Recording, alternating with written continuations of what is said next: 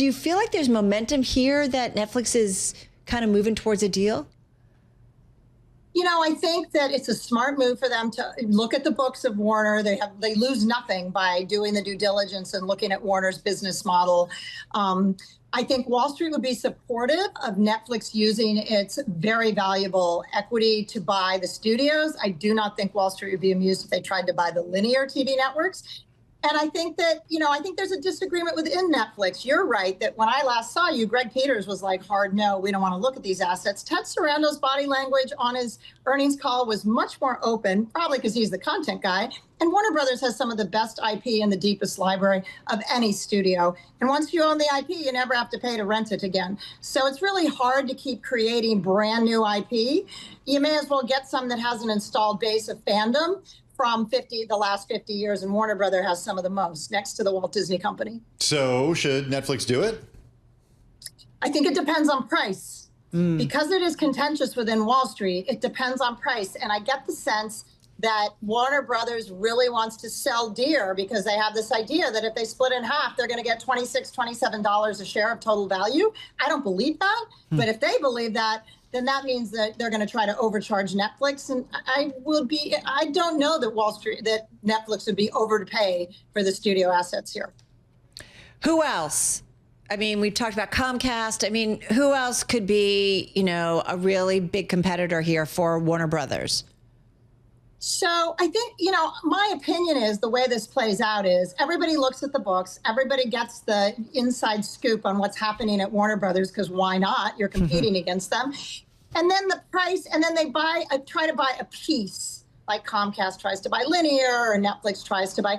And I'm not sure they are regulatably approvable, except for Larry Ellison, who is Donald Trump's good friend. So I think all of this is in the end, a way to get Larry Ellison, David Ellison, to get their price up to match whoever else is bidding.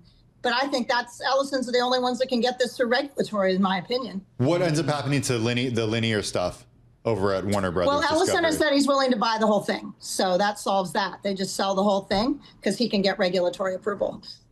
Oh, okay. God, it's fascinating. I think we'll have Laura back on before this.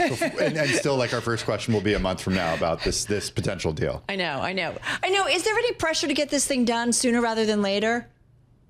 No, I mean, the CEO Zaslav is trying to make pressure because he's saying, in April, we're going to split it in two pieces. But it's an arbitrary deadline. He can push that off to June or September. I don't agree that the two pieces spun off alone will be worth 26 or 27. But that's his stalking horse, is this artificial timing deadline he set. So let's say Netflix doesn't get this. And I promise we're going to ask you about more stuff, Laura. But let's say Netflix doesn't get assets from Warner Brothers. What would be its next move in content IP? What should it do? So what I think it's doing, interesting things with advertising, interesting things with video games. It's going into short form, which is smart. It's backing creators, which is smart, influencers. It's moving into the YouTube businesses and socially connected people. It's doing physical. You saw it's doing physical around K-pop. It's #1 film of all time. Physical outlets, the way Disney does, but they're doing pop-ups, a much smaller vision than the Disney vision of theme parks. So they're doing a lot of things that are trying to maximize revenue from their IP. I would like to see them buy a library, but I don't want to see them overpay for a library. Okay, last one on Netflix, announcing yesterday a 10-for-1 stock split. The split-adjusted basis trade is expected to begin on November 17th. Shares up 2.7% as we speak. I'm like a big, hey, this doesn't change the fundamentals of the stock, so I'd have a hard time ever understanding. It. Yeah, I do. Whenever a company does a stock split like this. Your thoughts on the stock split? Do you care? No, super smart. This is a retail company, and people should be able to give.